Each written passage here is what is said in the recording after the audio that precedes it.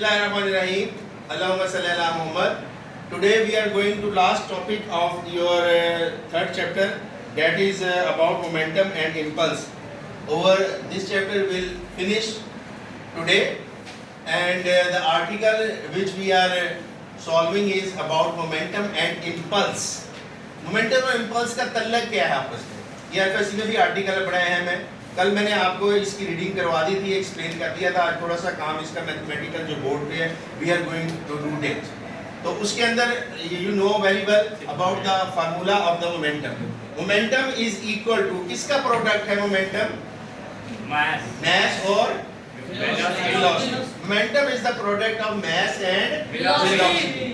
तो अगर आप इसको मैथमेटिकल लिखेंगे तो मोमेंटम का जो साइन है उसको हम p से जाहिर करेंगे, और उसके बाद जो प्रोडक्ट है मास को m से करेंगे, और वेलोसिटी के लिए v का सिंबल इस्तेमाल होगा.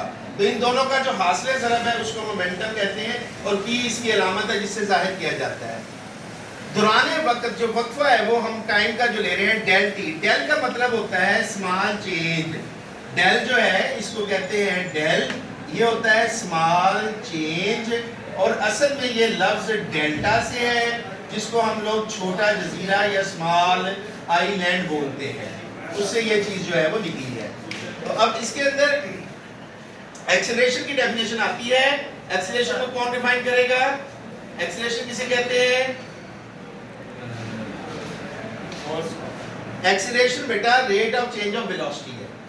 Velocity with respect to time जब तब्दील होती है तो जो क्वांटिटी बनती है वो उसके वेक्टर क्वांटिटी है एक्सेलरेशन, और वेलोसिटी बजाते खुद भी वेक्टर क्वांटिटी है. वक्त के लिहाज से जो सी तब्दीली वेलोसिटी के अंदर होती है उसको हम एक्सेलरेशन का नाम देते हैं.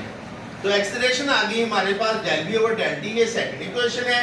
न्यूटन का जो थर्ड लॉ है वो आपने पढ़ा था, उसके तीन लॉ से फर्स्ट, सेकंड और थर्ड. जो थर्ड लॉ आपने पढ़ा था, सेकंड लॉ जो आपने पढ़ा था, उसकी मैथमेटिकल फॉर्म क्या है जी? F divided m is F is equal to, divide नहीं बेटा, F is equal to m. m is equal to a. into a.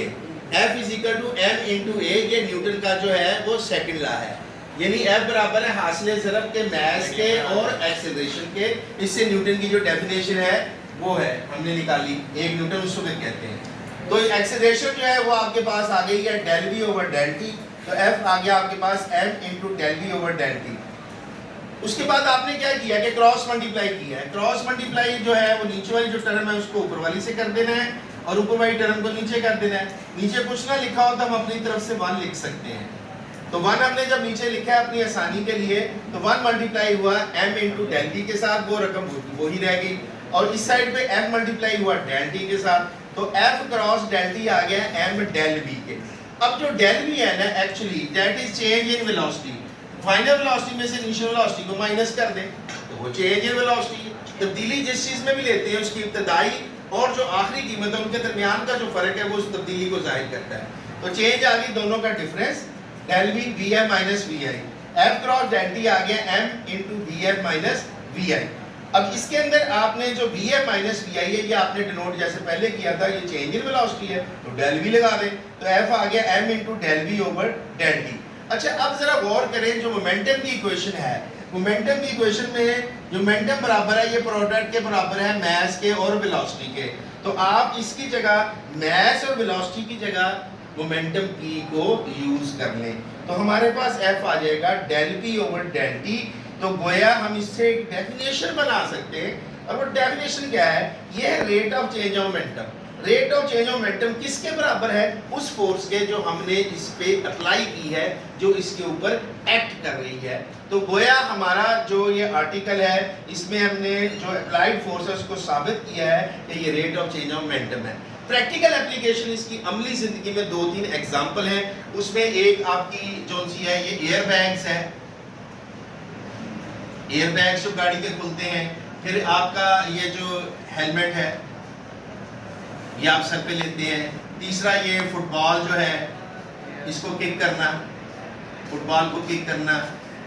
ये इसकी ना 3 एग्जांपल है. एयर बैग क्या करते हैं कि जब एक्सीडेंट होता है, कोलिजन होता है, टकराव होता है, इंपैक्ट होता है किसी फोर्स का आगे से, तो वो जो इंपैक्ट गाड़ी तक ट्रांसफर होता है उसकी शेप चेंज हो जाती है और वो फोर्स पूरा पीछे आ रही होती है. उसका वो टाइम बढ़ाने के लिए, उसकी शिद्दत को कम करने के लिए एयर बैग ओपन होता है और उसका जो इम्पल्स है वो कम हो जाता है।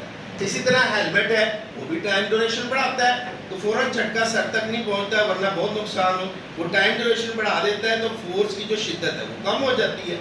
तीसरी चीज़ इसमें फुटबॉल को किक करने की दिखाई है मैंने यहाँ पे डायग्राम में, कि अगर फुटबॉल किक करते हैं तो एक साइड से थोड़ा सा वो प्रेस हो जाता है जहाँ से आप किक करते हैं, क्योंकि वो रबर का होता है, तो वो प्रेस होता है तो आपका इम्पैक्ट जो है उसके टकराव से आना है वो कम हो जाता है और पाँव जो है हमारा वो सेफ रहता है। इसके बरक्स अगर ऐसा फुटबॉल हो सर्कुलर शेप हो, जैसे पत्थर है या कोई चीज़, उसके साथ आप पाँव मारे तो फौरन चोट लगती है, क्योंकि आपका जो टाइम है वो बढ़ा नहीं, वो जब वो नहीं बढ़ेगा तो फोर्स का जो इम्पैक्ट है वो ज़्यादा होगा।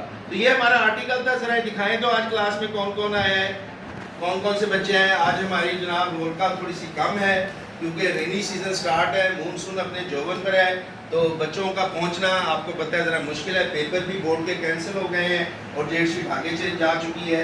एनी हाउ फिर भी कुछ बच्चे हैं जो बड़े शौक के साथ आते हैं।